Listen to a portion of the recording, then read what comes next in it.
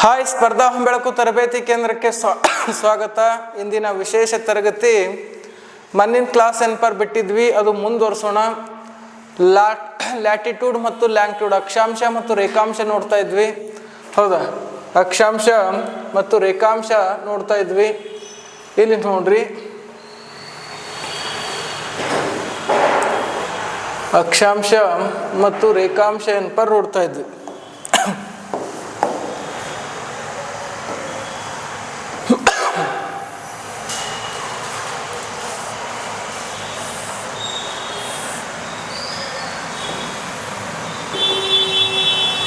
ಇದು 0 ಡಿಗ್ರಿ ರೇಖಾಂಶ ಆದರೆ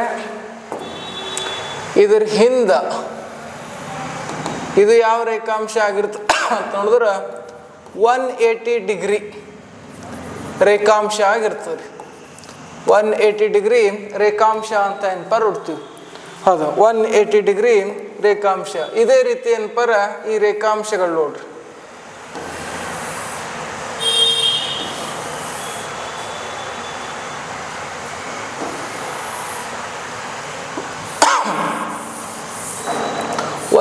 ಡಿಗ್ರಿ ರೇಖಾಂಶದ ಬಗ್ಗೆ ಏನಪ್ಪ ಆಗ್ಯದ. ಇವಾಗ ನಾವು ನೋಡ್ಬೇಕಾಗಿದ್ದು ಇಂಟರ್ನ್ಯಾಷನಲ್ ಡೇಟ್ ಲೈನ್ ಬಗ್ಗೆ ಏನಪ್ಪ ನೋಡ್ಬೇಕಾಗ್ಯದ್ರಿ. ಇಂಟರ್ನ್ಯಾಷನಲ್ ಡೇಟ್ ಲೈನ್ ಬಗ್ಗೆ ಏನಪ್ಪ ನೋಡ್ಬೇಕಾಗ್ಯದ. ಹಾಗಾದ್ರೆ ಎಲ್ಲದ ರೀ ಅದು ಇಂಟರ್ನ್ಯಾಷನಲ್ ಡೇಟ್ ಲೈನ್? ರೇಖಾಂಶದ ಬಗ್ಗೆ ಲಾಸ್ಟ್ ಕ್ಲಾಸಲ್ಲೇ ಆಗ್ಯದ. ಹೌದಾ, ಇಲ್ಲಿ ನೋಡ್ರಿ, ಇಂಟರ್ನ್ಯಾಷನಲ್ ಡೇಟ್ ಲೈನ್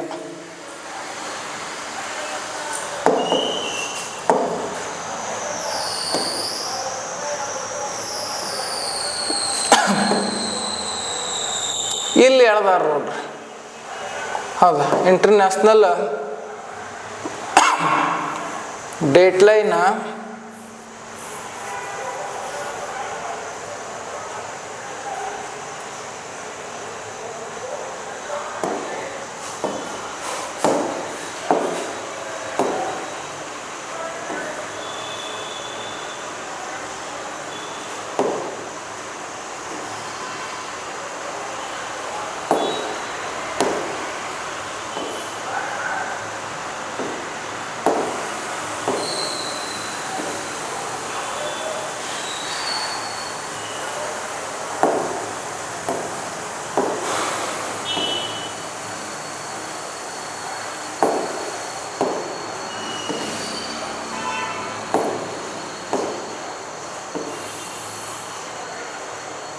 ನೋಡ್ರಿ. ನಾವೇನು ಅವಾಗಲೇ ತೊಗೊಂಡ್ವಲ್ಲ 0 ಡಿಗ್ರಿ ಅಂದ್ರೆ ಇದ್ರ ಹಿಂಬದಿಯಲ್ಲಿ ಕಂಡು ಬರ್ತಕ್ಕಂಥದ್ದು, ಅಂದ್ರೆ ಫ್ರಂಟಲ್ಲಿ ಕಂಡು ಬರ್ತಕ್ಕಂಥದ್ದು ಯಾವುದು ಅಂತಂದ್ರೆ 0 ಡಿಗ್ರಿ. ಇದು ಬ್ಯಾಕಲ್ಲಿ ಕಂಡು ಬರ್ತಕ್ಕಂಥದ್ದು ಯಾವುದು ಅಂತಂದ್ರೆ 180 ಡಿಗ್ರಿ ಅಂತ ಏನಪ್ಪ ನೋಡ್ತೀವ್ರಿ. ಹೌದಾ, 180 ಡಿಗ್ರಿ. ಇದನ್ನ ನಾವು ಏನಂತ ಕರಿತೀವಿ ಅಂದ್ರೆ ಇಂಟರ್ನ್ಯಾಷನಲ್, ಹೌದಾ, ಇಂಟರ್ನ್ಯಾಷನಲ್ ಡೇಟ್ ಲೈನ್ ಅಂತ ಏನಪ್ಪ ಕರಿತೀವಿ. International date line. ಈ ಡೇಟ್ ಲೈನಿಗೆ ಏನು ಮಾಡಿದ್ರಂದ್ರೆ ಅಂತಾರಾಷ್ಟ್ರೀಯ ದಿನಾಂಕ ರೇಖೆ ಅಂತೇಳಿ ಯಾವ ಒಂದು ಅಧಿವೇಶನ 1884ರಲ್ಲಿ ವಾಷಿಂಗ್ಟನ್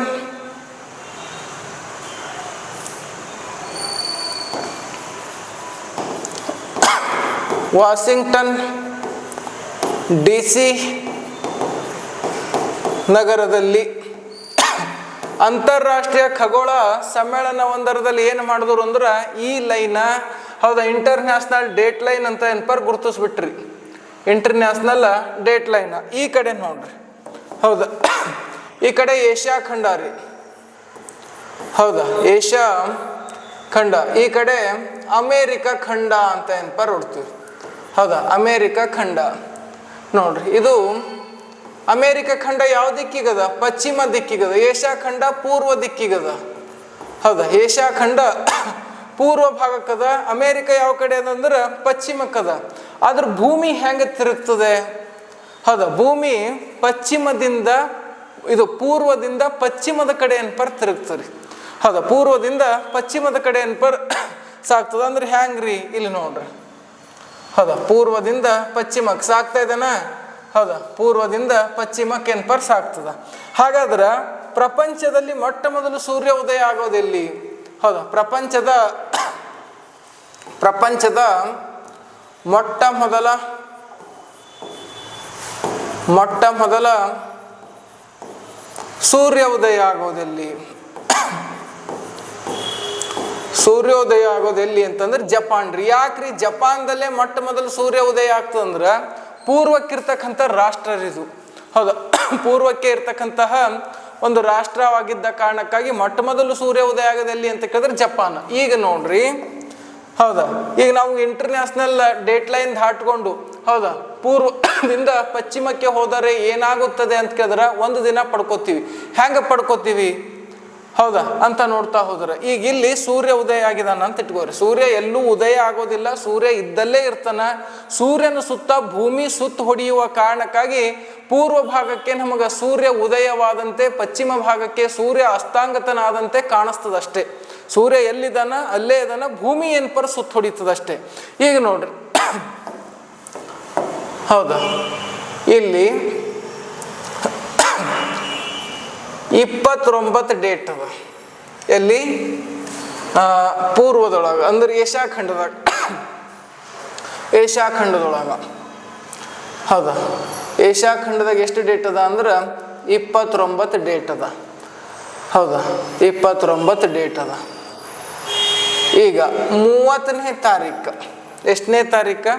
30ನೇ ತಾರೀಕು ಏನು ನಡೆದದ ಅಂದ್ರೆ ಅಮೇರಿಕದಲ್ಲಿ ಒಂದು ಸಭೆ ಅದ. ಹೌದಾ, ಅಮೇರಿಕದಲ್ಲಿ ಒಂದು ಸಭೆ ಅದ. ಆ ಸಭೆಗೆ ನಮಗೆ ಇನ್ವೈಟ್ ಮಾಡಿದ್ದಾರೆ. ಯಾರು? Donald Trump. ಎಕ್ಸಾಂಪಲ್ ಅಷ್ಟೇ ಇದು, ನಮಗೆಲ್ಲ ಇನ್ವೈಟ್ ಮಾಡ್ತಾರೆ. ಹೌದಾ, ಡೊನಾಲ್ಡ್ ಟ್ರಂಪ್ ಇನ್ವೈಟ್ ಮಾಡಿದಾನ. ನಾವು 29ನೇ ತಾರೀಕು ಇಲ್ಲಿಂದ ರಾತ್ರಿ ಹೊರಟಿದ್ದೀವಿ. ಎಲ್ಲಿಂದು? ಭಾರತದಿಂದ. ಈಗ ನಾನು ಎಲ್ಲಿಗೆ ಹೋಗೋದ ನಮ್ಗೆ ಅಂತಂತಂದ್ರೆ ಅಮೇರಿಕಕ್ಕೆ ಹೋಗೋದ. ನೋಡ್ರಿ, ಒಂದು ದಿನ ಹೆಂಗೆ ಪಡ್ಕೋತೀವ್ರಿ ನೋಡ್ರಿ. ಜಪಾನ್ ಒಳಗೆ ಬೆಳಕಾಯ್ತು. ಜಪಾನ್ದಾಗ 29 ತಾರೀಕು ಸ್ಟಾರ್ಟ್ ಆಯ್ತು. ಹೌದಾ, 29 ತಾರೀಕು ಸ್ಟಾರ್ಟ್ ಆಯ್ತು. ನಮ್ಮ ಭಾರತದಾಗ 29 ತಾರೀಕು ಬಂತಿಲ್ಲ ನೋಡ್ರಿ, ಕಾಣತ್ತದ ಡೇಟ. 29 ತಾರೀಕು ಏನಪರ್ ಬಂತು. 29 ತಾರೀಕು ನಮ್ಮದು ಮುಂಜಾನೆ ನಾಷ್ಟ ಆಯಿತು, ಮಧ್ಯಾಹ್ನ ಊಟ ಆಯಿತು, ರಾತ್ರಿನೂ ಊಟ ಆಯಿತು.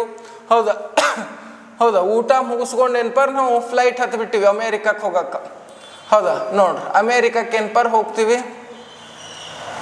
ಹೌದಾ, ನೋಡ್ರಿ, ಅಮೇರಿಕಕ್ಕೆ ಹೋಗ್ತೀವಿ. ಇಲ್ಲಿ ನೋಡ್ರಿ, ಹೌದಾ, ಭಾರತದಾಗ 29 ತಾರೀಕು ಮುಗೀತು. ಮುಗುದೇನಾಯ್ತು? 30ನೇ ತಾರೀಕು ಸ್ಟಾರ್ಟ್ ಐತ್ರಿ. ಜಪಾನ್ದಾಗ 30 ಆಯ್ತು, ಭಾರತದಾಗ 30 ಹೊಂಟು ನೋಡ್ರಿ. ಹೌದಾ, 30 ಬಂತು. ಹೌದಾ, ನಾವು ಹೋಗಿ ಈಗ ಅಮೇರಿಕದಾಗ ಮುಂಜಾನೆ ಇಳಿದು ಬಿಡ್ತೀವಿ ನಾವು. ಹೌದಾ, ಅಮೇರಿಕದಾಗ ಹೋಗಿ ಮುಂಜಾನೆ ಇಳಿದು ಬಿಡ್ತೀವಿ. ಆ ಮುಂಜಾನೆ ಯಾವ ತಾರೀಕು ಇರ್ತದೆ ಅಂದ್ರೆ 29 ತಾರೀಕು ಇರ್ತದೆ. ನಾವೀಗ ಆಗಲೇ 29 ತಾರೀಕು ಇಲ್ಲಿ ಭಾರತದಲ್ಲಿ ಮುಗಿಸಿದೀವಿ. ಹೌದಾ, 29 ತಾರೀಕು ನಾವು ಈಗಾಗಲೇ ಭಾರತದೊಳಗೆ ಮುಗಿಸಿದೀವಿ. ಮುಗಿಸಿ ಹೋದ ಬಳಿಕೂ ಕೂಡ ನಮಗೇನಾಯ್ತು ಅಂತಂದ್ರೆ, ಹೌದಾ, ಇನ್ನೂ ಒಂದು 29 ಡೇಟ್ ಎಲ್ಲಿ ಸಿಕ್ತು ಅಂತಂದ್ರೆ ಅಮೇರಿಕದೊಳಗೆ ಎಕ್ಸ್ಟ್ರಾ ಒಂದು ಡೇ ಏನಪರ್ ಸಿಕ್ತು. ಅದಕ್ಕೋಸ್ಕರ ಎಕ್ಸಾಮಲ್ಲಿ ಕೇಳ್ತಾರೆ.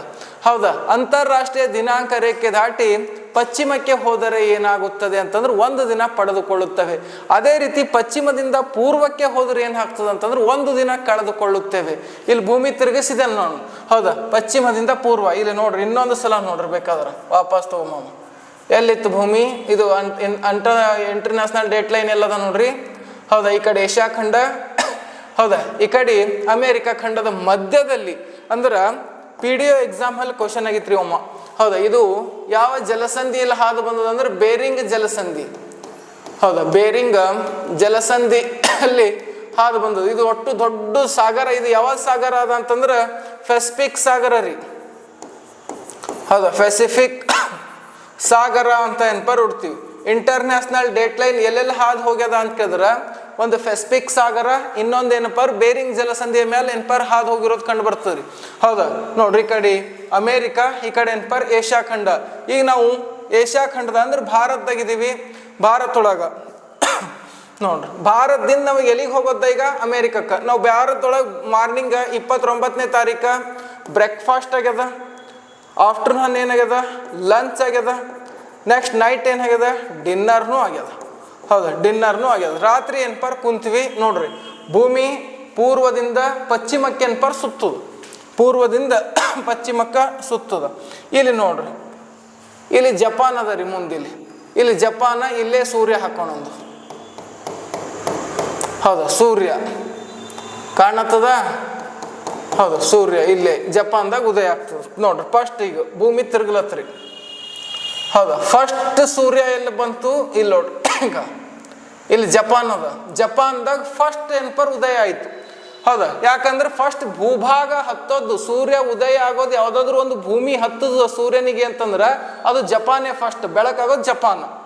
ಹೌದಾ ನೋಡ್ರಿ ಜಪಾನ್ದಾಗ ಬೆಳಕಾಯ್ತು. ಜಪಾನ್ದಾಗ 29 ತಾರೀಕು ಸ್ಟಾರ್ಟ್ ಆಯ್ತು, ಜಪಾನ್ದಾಗ ಮುಗೀತು. ಮುಗಿದು ಚೀನಾ ಕಡೆ ಬಂತು 29 ತಾರೀಕಲ್ಲಿ ಕಾಣತ್ತದಲ್ಲ. ಹೌದಾ ನೋಡ್ರಿ ನೆಕ್ಸ್ಟ್ ಈಗ ಇಲ್ಲಿ ಭಾರತದಾಗ ಏನಪ್ಪ 29 ತಾರೀಕು ನಾವೀಗ ರಾತ್ರಿ ಹೊರಟಿದ್ದೇವೆ ಎಲ್ಲಿಗೆ ಅಮೇರಿಕಕ್ಕೆ. ಭಾರತದಂದು 29 ತಾರೀಕು ಮುಂಜಾನೆ ನಾಷ್ಟನೂ ಆಗ್ಯದ, ಊಟನೂ ಆಗ್ಯದ, ಮಧ್ಯಾಹ್ನ ಊಟನೂ ಆಗ್ಯದ, ರಾತ್ರಿ ಊಟನೂ ಆಗಿ ನಾವು ಅಮೇರಿಕಕ್ಕೆ ಹೋಗ್ಲತ್ತಿದ್ದೀವಿ ಈಗ. ಹೌದಾ ಭಾರತದಾಗ 29 ತಾರೀಕು ಮುಗೀತ್ರಿ, ಮುಗಿಲತ್ತು. ಇಲ್ಲಿ 30 ಸ್ಟಾರ್ಟ್ ಐತ್ರಿ, ಭಾರತದಾಗ 30. ಹೌದಾ ಸ್ಟಾರ್ಟ್ ಆಯ್ತು. ನಾವು ಎಲ್ಲಿಗೆ ಹೋಗ್ಬೇಕು? ಅಮೇರಿಕಕ್ಕೆ ಹೋಗ್ಬೇಕು. ಹೌದಾ ಅಮೇರಿಕಕ್ಕೆ ಹೋಗ್ಬೇಕು. ಇಲ್ಲಿ ನೋಡ್ರಿ ಅಮೇರಿಕಕ್ಕೆ ಬಂದಿವ್ರಿ. ಆದ್ರೆ ಅಮೇರಿಕದಾಗ ಬಂದು ಡೇಟ್ ಯಾವುದು? 29. ಅರ್ಥ ಆಯ್ತು ಅಂತ ಅನ್ಕೊಂಡಿದ್ದೀನಿ ನಾನು. ಹೌದಾ 29. ನಾವು ಈಗಾಗಲೇ ಭಾರತದೊಳಗೆ 29 ಡೇಟ್ ಏನಪ್ಪ ಮುಗಿಸಿದೀವಿ. ಆದ್ರೆ ನಮಗೆ ಮತ್ತೆ ಸಿಕ್ಕಿದ ಅಮೇರಿಕದೊಳಗೆ ಯಾವ ಡೇಟಾ ಅಂತಂದ್ರೆ 29. ಹಾಗಾಗಿ ಅಂತಾರಾಷ್ಟ್ರೀಯ ದಿನಾಂಕ ರೇಖೆ ದಾಟಿ ಪಶ್ಚಿಮಕ್ಕೆ ಹೋದರೆ 1 ದಿನ ಪಡೆದುಕೊಳ್ಳುತ್ತೇವೆ, ಅದೇ ರೀತಿ ಪೂರ್ವಕ್ಕೆ ಬಂದರೆ 1 ದಿನ ಕಳೆದುಕೊಳ್ಳುತ್ತೇವೆ. ಹೌದಾ 1 ದಿನ ಕಳೆದುಕೊಳ್ಳುತ್ತೇವೆ ಅಂತ ಏನಪ್ಪ ನೋಡ್ತೀವಿ. ಹಾಗಾದ್ರೆ ಇಲ್ಲಿ ನೋಡ್ರಿ ಈ ಅಂತಾರಾಷ್ಟ್ರೀಯ ದಿನಾಂಕ ರೇಖೆ ಏನದಲ್ಲ ಅಂಕು ಡೊಂಕಾಗಿ ಯಾಕೆ ಎಳೆಯಲಾಗ್ಯದ?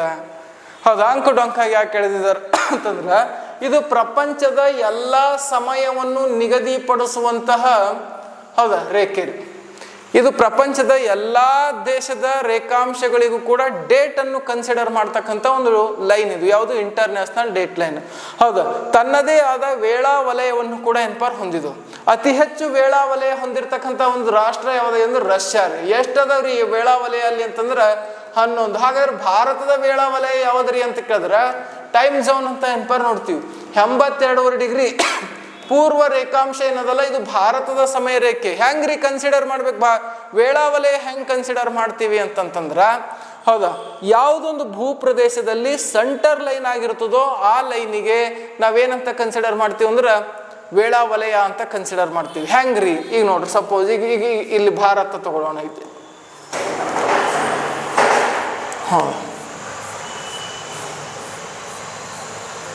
ಇಲ್ಲೇ ತಗೊಳ್ರಿ.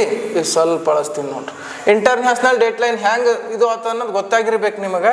ಹೌದಾ ಇಲ್ಲಿ ನೋಡ್ರಿ ಈಗ ಇದು ಹಿಂಬದಿ ಇರಬೇಕು.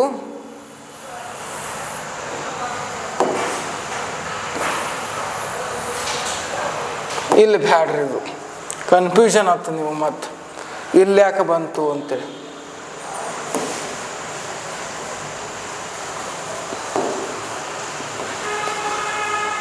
ಹಾಂ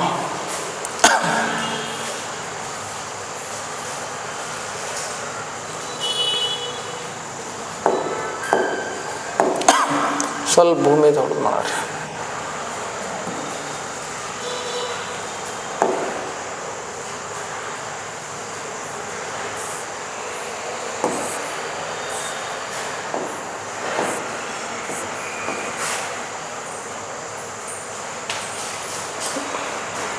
ನೋಡ್ರಿ ಇದೇನದ ಅಲ್ಲ ಇದು 0 ಡಿಗ್ರಿ.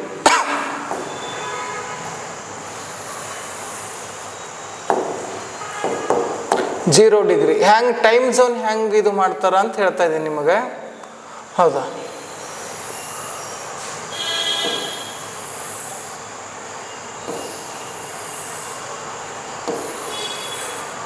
ಟೈಮ್ ಝೋನ್ ಹೆಂಗ್ ಗುರುತಿಸ್ತಾರ?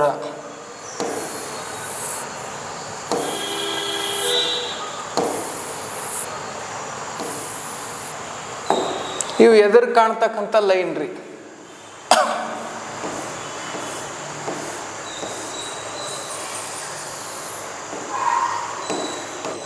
ನೋಡ್ರಿ ಇಲ್ಲಿ ನಾರ್ತ್ ಪೋಲ್, ಇಲ್ಲಿ ಸೌತ್ ಪೋಲ್ ಅಂತ ಏನಪ್ಪ ನೋಡ್ತೀವ್ರಿ. ನಾರ್ತ್ ಪೋಲ್, ಸೌತ್ ಪೋಲ್ ಅಂತ ಏನಪ್ಪ ನೋಡ್ತೀವಿ. ಇಲ್ಲಿ ನೋಡ್ರಿ ಈಗ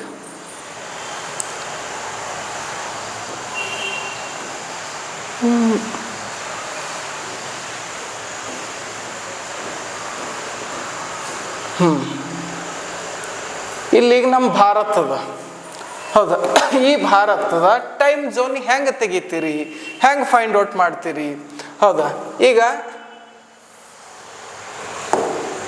ಈ ಲೈನ್ ಅದ, ಇದನ್ನು 97.25 ಪೂರ್ವ ರೇಖಾಂಶ ರೀ. ಹೌದಾ, ಇಲ್ಲಿ ಇದು ಅದ ನೋಡ್ರಿ, ಇದು ಎಷ್ಟನೇ ಲೈನ್ ಅಂತಂದ್ರೆ, ಹೌದಾ, ಇದು 68.7 ಪೂರ್ವ ರೇಖಾಂಶ. ಭಾರತ ಯಾವ ರೇಖಾಂಶದೊಳಗೆ ಹಂಚಿಕೆ ಆಗ್ಯದ ಅಂತ ನೋಡ್ತಾ ಹೋದ್ರ 68.7 97.25 ಪೂರ್ವ ರೇಖಾಂಶದಲ್ಲಿ ಭಾರತ ಹಂಚಿಕೆ ಆಗಿದೆ. ಈಗ ಇದರ ಮಧ್ಯದಲ್ಲಿ, ಹೌದಾ, ಇದರ ಮಧ್ಯದಲ್ಲಿ ಯಾವ ಲೈನ್ ಇರ್ತದೋ, ಹೌದಾ, ಇದರ ಮಧ್ಯದಲ್ಲಿ ಯಾವ ಲೈನ್ ಇದ್ದಿರ್ತದೋ ಆ ಲೈನಿಗೆ ನಾವು ಏನಂತ ಕರಿತೀವಿ ಅಂದ್ರೆ, ಹೌದಾ, ಟೈಮ್ ಝೋನ್ ಅಂತ ಏನಪ್ಪಾರ ಕರಿತೀವಿ ರೀ. ಯಾವ ಝೋನ? ಟೈಮ್ ಝೋನ್ ಅಂದ್ರೆ ವೇಳಾ ವಲಯ ಅಂತ ಏನಪ್ಪಾರ ಕರಿತೀವಿ. ಹೌದಾ, ವೇಳಾ ವಲಯ, ಟೈಮ್ ಝೋನ್. ಭಾರತದ ಟೈಮ್ ಝೋನ್ ಯಾವ್ದಾಗಿದೆ ಅಂದ್ರೆ 82.5 ಅಂತ ಏನಪ್ಪಾರ ನೋಡ್ತೀವಿ. 82.5 ಪೂರ್ವ ರೇಖಾಂಶ. ಹೌದಾ, ಪೂರ್ವ ರೇಖಾಂಶ. ಇದು ಭಾರತದಲ್ಲಿ ನಮಗಿದು ಸಮಯ ರೇಖೆ. ಇಂಥ ಸಮಯ ರೇಖೆ ಅತಿ ಹೆಚ್ಚಿರ್ತಕ್ಕಂಥ ಒಂದು ರಾಷ್ಟ್ರ ಯಾವುದು ಅಂದ್ರೆ, ಹೌದಾ, ರಷ್ಯಾ. 11 ಸಮಯ ರೇಖೆ ಇರೋದೇನಪ್ಪಾರ ಕಂಡು ಬರ್ತದೆ. 11 ಸಮಯ ರೇಖೆ. ಯಾಕ್ರಿ ಅಷ್ಟೊಂದು ಜಾಸ್ತಿ ಗುರುತಿಸ್ಕೊಂಡಿದಾರಲ್ಲ? ನಾವು ಗುರುತಿಸ್ಕೋಬಹುದು ಜಾಸ್ತಿ. ಹೌದಾ, ಪ್ರತಿ ಸ್ಟೇಟಿಗೂ ಕೂಡ ಟೈಮ್ ಝೋನ್ ಅನ್ನು ಗುರುತಿಸ್ಕೋಬಹುದು. ಆ ರೀತಿ ಏನಪ್ಪಾರ 11. ಯಾಕಂದ್ರೆ ರಷ್ಯಾ ಪ್ರಪಂಚದ ಅತ್ಯಂತ ದೊಡ್ಡ ರಾಷ್ಟ್ರ. ಟೈಮ್ ಝೋನ್ ಯಾವುದೇ ಟೈಮ್ ಝೋನ್ ಗುರುತಿಸ್ಕೊಂಡ್ರು ಕೂಡ ಯಾವ ಒಂದು ಲೈನಿಗೆ ಏನಪ್ಪಾರ ಅದನ್ನು ಸಮಯ ರೇಖೆಯಾಗಿ ಗುರುತಿಸಿರ್ತಾರ ಅಂತ ಕೇಳಿದ್ರೆ ಗ್ರೀನ್ವಿಚ್ ರೇಖೆ. ಇದು ಏನು ಕಾಣುತ್ತದಲ್ಲ ಭೂಮಧ್ಯದಲ್ಲಿ, ಹೌದಾ, ಗ್ರೀನ್ವಿಚ್ ರೇಖೆ. ಹಾಗಾದ್ರೆ ಎಕ್ಸಾಮ್ ಅಲ್ಲಿ ಕೇಳ್ತಾರ, ಭಾರತದ ಸಮಯ ರೇಖೆಗೂ ಮತ್ತು ಗ್ರೀನ್ವಿಚ್ ರೇಖೆಗೂ ಇರುವ ಅಂತರವೆಷ್ಟು? ಹೌದಾ, ಭಾರತ ಸಮಯ ರೇಖೆ ಮತ್ತು ಗ್ರೀನ್ವಿಚ್ ರೇಖೆಗೆ ಇರುವ ಸಮಯದ ಅಂತರವೆಷ್ಟು ಅಂತ ಕೇಳಿದ್ರೆ 5 ಗಂಟೆ 30 ನಿಮಿಷ ಮುಂದೆ ಅಂತ ಏನಪ್ಪಾರ ಹೇಳ್ತೀವಿ. 5 ಗಂಟೆ 30 ನಿಮಿಷ ಮುಂದೆ ಅಂತ ಏನಪ್ಪಾರ ಹೇಳ್ತೀವಿ. ನೋಡ್ರಿ, ಈ ರೀತಿಯಾಗಿ ಇಂಟರ್ನ್ಯಾಷನಲ್ ಡೇಟ್ ಲೈನ್ ಮತ್ತು ಏನಪ್ಪಾರ ಗ್ರೀನ್ವಿಚ್ ಸಮಯ ರೇಖೆಗೂ ಏನಪ್ಪಾರ ಅಂತರವನ್ನು ಗುರುತಿಸ್ತಾರೆ. ಪ್ರತಿಯೊಂದು ರಾಷ್ಟ್ರದ ಟೈಮ್ ಝೋನ್ ತಿಳ್ಕೊಬೇಕಾದ್ರೆ ಫಸ್ಟ್ ನಿಮಗೆ ಗೊತ್ತಿರಬೇಕಾಗಿದ್ದೇನು ಅಂದ್ರೆ, ಆ ಒಂದು ರಾಷ್ಟ್ರ ಯಾವ ರೇಖಾಂಶದಲ್ಲಿ ಹಂಚಿಕೆ ಆಗಿದೆ ಅದು ಗೊತ್ತಿತ್ತು ಅಂತಂದ್ರೆ ಯಾವ ರಾಷ್ಟ್ರದ ಬೇಕಾದರೂ ಕೂಡ ನೀವು ಟೈಮ್ ಝೋನ್ ತಿಳ್ಕೊಬಹುದು. ಈಗ ನಮ್ಮ ರಾಷ್ಟ್ರದ ನಮಗೆ ಗೊತ್ತದ ಏನು, 68.7 97.25 ಪೂರ್ವ ರೇಖಾಂಶದಲ್ಲಿ ಹಂಚಿಕೆ ಆಗಿದೆ. ಇದನ್ನು ಪ್ಲಸ್ ಮಾಡಿ ಡಿವೈಡ್ ಹೊಡೆದ್ರೆ, ಹೌದಾ, ಎಷ್ಟು ಹಾಫ್ ಆಗ್ತದೋ ಅದು ಸಮಯ ರೇಖೆ. 82 ಪೂರ್ವ ರೇಖಾಂಶ ಅಂತ ಏನಪ್ಪಾರ ನೋಡ್ತೀವಿ. ಹೌದಾ, 82 ಪೂರ್ವ ರೇಖಾಂಶ ಅಂತ ಏನಪ್ಪಾರ ನೋಡ್ತೀವಿ. ಹೌದಾ, ಪೂರ್ವ ರೇಖಾಂಶ. ಹಾಗಾದ್ರೆ ಅಂತಾರಾಷ್ಟ್ರೀಯ ದಿನಾಂಕ ರೇಖೆಗೆ ಬರ್ರಿ. ಅಂತಾರಾಷ್ಟ್ರೀಯ ದಿನಾಂಕ ರೇಖೆ ಯಾಕ್ರಿ ಅಂಕು ಡೊಂಕಾಗಿ ಎಳೆದಿದಾರ? ಹೌದಾ, ಅಂತಾರಾಷ್ಟ್ರೀಯ ದಿನಾಂಕ ರೇಖೆ ಯಾಕೆ ಅಂಕು ಡೊಂಕಾಗಿ ಎಳೆದಿದ್ದಾರೆ ಅಂತಂದ್ರೆ, ಕೆಲ ದ್ವೀಪ ರಾಷ್ಟ್ರದಲ್ಲಿ ಸಮಯದ ವ್ಯತ್ಯಾಸ ಆಗಬಾರದು ಎನ್ನುವ ಕಾರಣಕ್ಕಾಗಿ. ಹೌದಾ, ಕೆಲ ದ್ವೀಪ ರಾಷ್ಟ್ರದಲ್ಲಿ ಸಮಯದ ವ್ಯತ್ಯಾಸ ಆಗಬಾರದು ಅನ್ನುವ ಕಾರಣಕ್ಕಾಗಿ ಅಂತಾರಾಷ್ಟ್ರೀಯ ದಿನಾಂಕ ರೇಖೆ ಅಂಕು ಡೊಂಕಾಗಿ ಎಳೆದಿದ್ದಾರೆ. ಮುಖ್ಯವಾಗಿ ಪೆಸಿಫಿಕ್ ಸಾಗರದ ದ್ವೀಪಗಳೇನಿದಾವಲ್ಲ, ಹೌದಾ, ಪೆಸಿಫಿಕ್ ಸಾಗರದ ದ್ವೀಪ ಫಿಜಿ,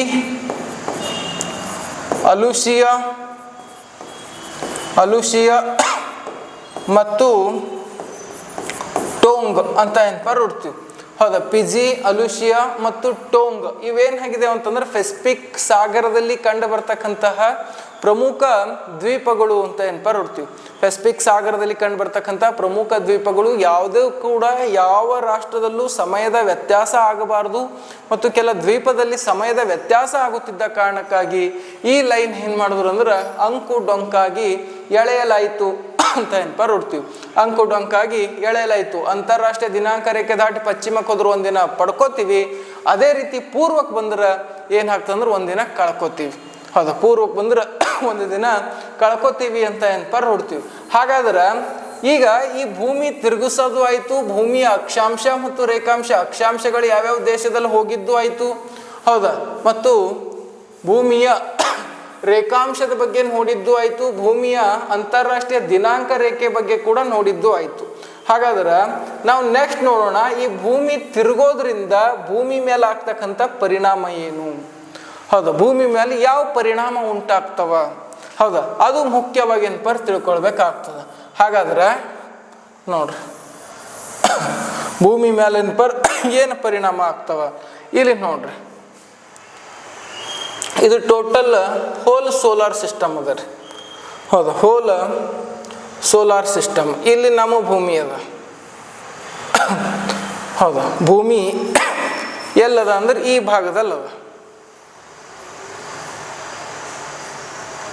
ಹಾಂ, ಇಲ್ಲದ ರೀ. ಈಗ ನಾವು ಭೂಮಿಯನ್ನು, ಹೌದಾ, ಭೂಮಿಯನ್ನು ತನ್ನನ್ನು ತಾ ತಿರುಗಿದ್ರ, ಹೌದಾ, ತನ್ನನ್ನು ತಾ ತಿರುಗಿದ್ರ ಅದನ್ನು ಏನಂತ ಹೇಳ್ತೀವಿ ಅಂದ್ರೆ ರೊಟೇಷನ್ ಅಂತ ಏನಪ್ಪ ಹೇಳ್ತೀವಿ. ತನ್ನಂತ ತಿರುಗಿದ್ರ ರೊಟೇಷನ್ ಅಂತ ಹೇಳ್ತೀವಿ. ಸೂರ್ಯನ ಸುತ್ತ ತಿರುಗೋದು. ಇಲ್ಲಿ ನೋಡ್ರಿ, ಇಲ್ಲಿ ಭೂಮಿ ಕಾಣ್ತಾ ಇದ್ದೇನಾ ನಿಮಗೆ? ಹೌದಾ, ಭೂಮಿ ಕಾಣ್ತಾ ಇದ್ದೇನಾ? ಸೂರ್ಯನ ಸುತ್ತ ಏನಪ್ಪ ತಿರುಗಿಸ್ ನೋಡೋಣ ಒಂದ್ಸಲ. ನೋಡ್ರಿ, ಭೂಮಿ ಸೂರ್ಯನ ಸುತ್ತ ತಿರುಗ್ಲತ್ ನೋಡ್ರಿ. ಹೌದಾ, ಹೋಲ್ ಎಲ್ಲ ಪ್ಲಾನೆಟ್ಸ್ಗಳು ಕೂಡ ಏನಪ್ಪ ಕಾಣತ್ತವ. ಇಲ್ಲದ ನೋಡ್ರಿ ಭೂಮಿ. ಹೌದಾ, ಇದನ್ನ ಏನಂತ ಹೇಳ್ತೀವಿ ಅಂದ್ರೆ ರೆವಲ್ಯೂಷನ್ ಅಂತ ಏನಪ್ಪ ಹೇಳ್ತೀವಿ. ಭೂಮಿ ಸೂರ್ಯನ ಸುತ್ತ ಸುತ್ತೋದನ್ನು ರೆವಲ್ಯೂಷನ್ ಅಂತ ಏನಪ್ಪ ಹೇಳ್ತೀವಿ. ಬಂತು ನೋಡ್ರಿ ಭೂಮಿ. ಹೌದಾ, ಒಂದು ರೌಂಡ್ ಆಯ್ತು. ಒಂದು ರೌಂಡ್ ಹಾಕ್ಲಕ್ ನಾವು ವಾರ್ಷಿಕ ಚಲನೆ ಅಥವಾ ಪರಿಭ್ರಮಣೆ ಅವಧಿ ಅಂತ ಹೇಳ್ತೀವಿ ಇದನ್ನ. ಹೌದಾ, ತನ್ನಂತ ಚಲಿಸೋಕ, ಹೌದಾ, ಏನಂತ ಹೇಳ್ತೀವಿ ಅಂದ್ರೆ ಅಕ್ಷಿ ಭ್ರಮಣ ಅಂತ ಏನಪ್ಪ ಹೇಳ್ತೀವಿ. ಎಂಥ ಭ್ರಮಣ ರೀ? ಹೌದಾ, ಅಕ್ಷಿ ಭ್ರಮಣ ಅಂತ ಏನಪ್ಪ ಹೇಳ್ತೀವಿ. ಹೌದಾ, ಅಕ್ಷಿ ಭ್ರಮಣ ಅಂತ ಹೇಳ್ತೀವಿ. ನೋಡ್ರಿ, ಅವಾಗಲೇ ನಾನು ಸೂರ್ಯನ ಸುತ್ತ ತಿರ್ಗಿಸೋದು ಹೇಳ್ದ. ಇಲ್ಲಿ ನೋಡ್ರಿ, ಭೂಮಿ ಇದು ತನ್ನಂತ ತಿರುಗ್ಲತ್ತರಿ. ತಂತ ತಿರುಗೋದನ್ನು ನಾವೇನಂತ ಹೇಳ್ತೀವಿ ಅಂದ್ರೆ ಅಕ್ಷಿ ಭ್ರಮಣ ಅಂತ ಏನಪ್ಪ ಹೇಳ್ತೀವಿ. ಅದೇ ಸೂರ್ಯನ ಸುತ್ತ ತಿರುಗಿದ್ರೆ ಪರಿಭ್ರಮಣ ಅಂತ ಹೇಳ್ತೀವಿ. ಹೌದಾ, ಪರಿಭ್ರಮಣ ಅಂತ ಹೇಳ್ತೀವಿ. ಈ ರೀತಿ ತನ್ನನ್ನು ತಾ ತಿರುಗ್ತದಲ್ಲ, ಏನು ಪರಿಣಾಮ ಆಗ್ತವ ಭೂಮಿ ಮೇಲೆ, ಏನು ಪರಿಣಾಮ ಆಗ್ತದ ಅಂತ ನೋಡ್ತಾ ಹೋದ್ರ ಭೂಮಿಯ, ಹೌದಾ, ಭೂಮಿಯ ಅಕ್ಷಿ ಭ್ರಮಣ. ಹೌದಾ, ಅಕ್ಷಿ ಭ್ರಮಣ ಅಂತ ಏನಪ್ಪ ನೋಡ್ತೀವಿ. ಭೂಮಿಯ ಅಕ್ಷಿ ಭ್ರಮಣ ಏನೇನೆಲ್ಲ ಪರಿಣಾಮ ಆಗ್ತಾವ ನೋಡ್ರಿ. ಹೌದಾ, ಹಗಲು ರಾತ್ರಿಯ ವ್ಯತ್ಯಾಸ, ಹಗಲು ರಾತ್ರಿಯ ವ್ಯತ್ಯಾಸ, ದಿಕ್ಕುಗಳ ಕಲ್ಪನೆ, ದಿಕ್ಕುಗಳ ಕಲ್ಪನೆ, ಭೂಮಿಯ ಆಕಾರದಲ್ಲಿ ಬದಲಾವಣೆ, ಭೂಮಿಯ ಆಕಾರದಲ್ಲಿ ಬದಲಾವಣೆ, ಸಮುದ್ರ ಸಾಗರದ ಪ್ರವಾಹದ ದಿಕ್ಕು ಬದಲಾವಣೆ. ಹೌದಾ, ಪ್ರವಾಹದ ದಿಕ್ಕುಗಳ ಬದಲಾವಣೆ, ಉಬ್ಬರವಿಳಿತ ಉಂಟಾಗುವಿಕೆ. ಹೌದು, ಉಬ್ಬರವಿಳಿತ ಉಂಟಾಗುವಿಕೆ, ಉಬ್ಬರವಿಳಿತ ಉಂಟಾಗುವಿಕೆ. ಈ ಎಲ್ಲ ಪರಿಣಾಮಗಳೇನಪ್ಪ ಉಂಟಾಗ್ತಾವ ಭೂಮಿ ತನ್ನನ್ನು ತಾ ತಿರುಗೋದ್ರಿಂದ. ತನ್ನನ್ನು ತಾ ತಿರುಗೋದನ್ನು ನಾವು ಏನಂತ ಹೇಳ್ತೀವಿ ಅಂದ್ರೆ ಅಕ್ಷಿ ಭ್ರಮಣ ಅಂತ ಹೇಳ್ತೀವಿ. ಎಷ್ಟು ಸಮಯ ಬೇಕ್ರಿ? ಹೌದು, ತನ್ನಂತ ತಿರುಗ್ಲಕ್ಕ ಅಕ್ಷಿ ಭ್ರಮಣ ಅಂತ ಹೇಳ್ತೀವಿ. ಎಷ್ಟು ಸಮಯ? 24 ಗಂಟೆ. ಇದನ್ನ ಏನಂತ ಕರಿತೀವಿ ಅಂದ್ರೆ ಸೌರ ದಿನ. ಯಾವ ದಿನ? ಸೌರ ದಿನ ಅಂತ ಏನಪ್ಪ ಕರಿತೀವಿ. ಹಾಗಾದ್ರೆ ಇದರ ಪರ್ಟಿಕ್ಯುಲರ್ಲಿ ಟೈಮ್ ಎಷ್ಟು? 23 ಗಂಟೆ 56 ನಿಮಿಷ 4.09 ಸೆಕೆಂಡ್ಸ್ ಅಂತ ಏನಪ್ಪ ನೋಡ್ತೀವಿ. ಇದನ್ನ ಏನಂತ ಹೇಳ್ತೀವಿ ಅಂದ್ರೆ ನಾಕ್ಷತ್ರಿಕ ದಿನ ಎಂದು ಕರೆಯುತ್ತೇವೆ.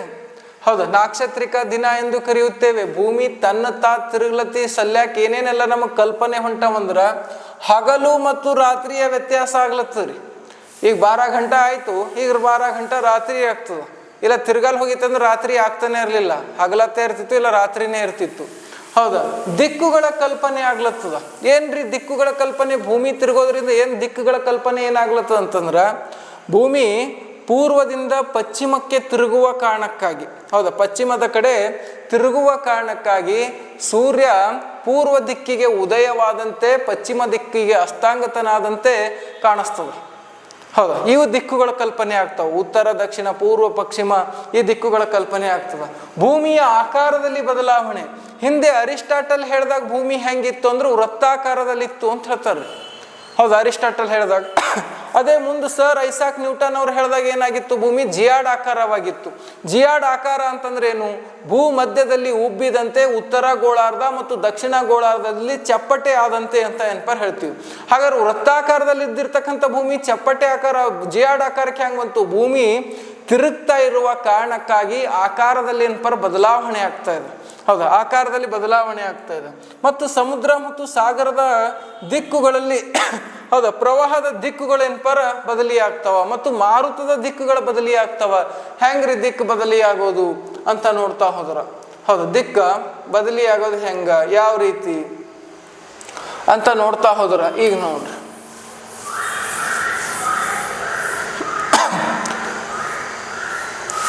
ಇದು ಪೆಸಿಫಿಕ್ ಸಾಗರ ಅಂತ ಇಟ್ಕೋರಿ. ಭೂಮಿ ತಿರುಗೋದ್ರಿಂದ ಇಲ್ಲಿ ನೋಡ್ರಿ ರೇಟ್ ದೊಡ್ಡ ಸಾಗರ ಅದ. ಇದು ಭೂಮಿ ತಿರುಗೋದ್ರಿಂದ ಇದು ನಾರ್ತ್ ಹೆಮಿಸ್ಪಿಯರ್ ಸೌತ್ ಹೆಮಿಸ್ಪಿಯರ್ ಅಂತ ಏನ್ಪರ್ ನೋಡ್ತೀವಿ. South hemisphere. ಭೂಮಿ ತಿರುಗೋದ್ರಿಂದ ಇಲ್ಲಿ ಬಲ ದಿಕ್ಕಿಗೆ ಉತ್ತರ ಗೋಳಾರ್ಧದಲ್ಲಿ ಹೌದಾ ಬಲ ದಿಕ್ಕಿಗೆ ಮಾರುತಗಳು ಏನಪ್ಪ ಅಂದ್ರೆ ಚೇಂಜ್ ಆಗ್ತವೆ. ಇದನ್ನು ಕೊರಾಲಿಯಸ್ ಪರಿಣಾಮ ಅಂತ ಹೇಳ್ತೀವಿ. ಕೊರಾಲಿಯಸ್ ಪರಿಣಾಮ ಅಂತ ಏನ್ಪರ್ ಹೇಳ್ತೀವಿ. ಅದೇ ರೀತಿ ದಕ್ಷಿಣದಲ್ಲಿ ಏನಾಗ್ತಾವ ಅಂದ್ರೆ ಎಡದಿಕ್ಕಿಗೆ ಹೌದಾ ದಕ್ಷಿಣದಲ್ಲಿ ಏನಾಗ್ತದೆ ಅಂತ ನೋಡಿದ್ರೆ ಎಡದಿಕ್ಕಿಗೆ ಮಾರುತಗಳೇನ್ಪರ್ ಚೇಂಜ್ ಆಗ್ತಾ ಹೋಗ್ತಾವ್ರಿ. ಹೌದಾ, ಎಡದಿಕ್ಕಿಗೆ ಮಾರುತಗಳು ಹೌದಾ ಬದಲಿ ಆಗ್ತಾ ಹೋಗ್ತಾವ. ದಿಕ್ಕುಗಳ ಬದಲಿ ಆಗ್ತದ ಅಂತ ಏನ್ಪರ್ ನೋಡ್ತೀವಿ. ಹೌದಾ, ದಿಕ್ಕುಗಳು ಬದಲಿ ಆಗ್ತದ ಅಂತ ಏನ್ಪರ್ ನೋಡ್ತೀವಿ. ಇದು ಎಲ್ಲ ಯಾವುದರಿಂದ ಆಗ್ತಕ್ಕಂಥ ಪರಿಣಾಮ ಅಂತಂದ್ರೆ ಭೂಮಿ ತಿರುಗುವುದರಿಂದ ಆಗ್ತಕ್ಕಂಥ ಪರಿಣಾಮ. ಹೌದಾ, ಭೂಮಿ ತನ್ನನ್ನು ತಿರುಗ್ತಕ್ಕಂಥ ಪರಿಣಾಮವಾಗಿರೋದೇನ್ಪರ್ ಕಂಡು ಬರ್ತದೆ.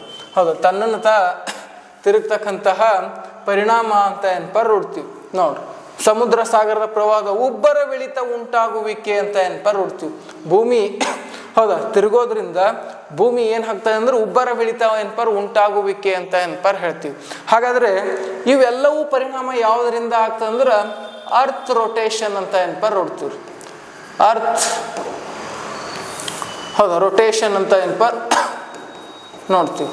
ಯಾವ ರೊಟೇಷನ್ ರೀ, earth rotation effects on earth ಅಂತ ಏನ್ಪರ್ ನೋಡ್ತೀವಿ. ಭೂಮಿ ಹೌದಾ ತಿರುಗೋದ್ರಿಂದ ಕ್ಷಿಪ್ರಭ್ರಮಣದಿಂದ ಆಗ್ತಕ್ಕಂಥ ಪರಿಣಾಮ. ಹಾಗಾದ್ರೆ ಅರ್ತ್ ರೆವಲ್ಯೂಷನ್ ಅಂದ್ರೆ ಪರಿಭ್ರಮಣೆಯಿಂದ ಆಗುವ ಪರಿಣಾಮಗಳೇನು? ಹೌದಾ, ಇಲ್ಲಿ ನೋಡ್ರಿ ಪರಿಭ್ರಮಣ ಅಂತಂದ್ರ ಹೌದಾ ಪರಿಭ್ರಮಣ ಅಂತಂದ್ರ ಇಲ್ಲಿದಮ್ರಿ.